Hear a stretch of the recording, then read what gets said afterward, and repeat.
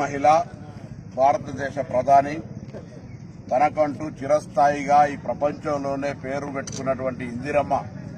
మనమందరం కూడా ఈ రోజు ఇందిరమ్మ పాలన రావాలి, ఇందిరమ్మ లాంటి కార్యక్రమాలు రావాలని జరుపుకునేటువంటి ఆ ఇందిరమ్మ జయంతి సందర్భంగా హుస్నాబాద్ పట్టణంలో ఒక విగ్రహానికి శంకుస్థాపన చేసుకున్నాం. ఈరోజు మళ్లీ జయంతి లోపల ఇక్కడ విగ్రహానికి పూలమాల వేసే విధంగా కార్యక్రమాన్ని తీసుకుపోయే విధంగా స్థానిక నాయకులందరికీ విజ్ఞప్తి చేస్తా ఉన్నాను.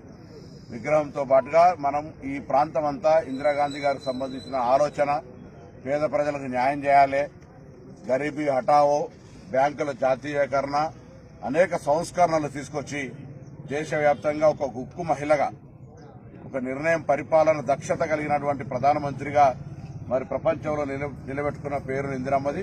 అటువంటి నాయకురాలు ఈ దేశ ఐక్యత కొరకు, ఇవాళేమో దేశ విభజనకు సంబంధించిన చర్చ, రాజ్యాంగాన్ని కాపాడుకోవాలని చర్చ,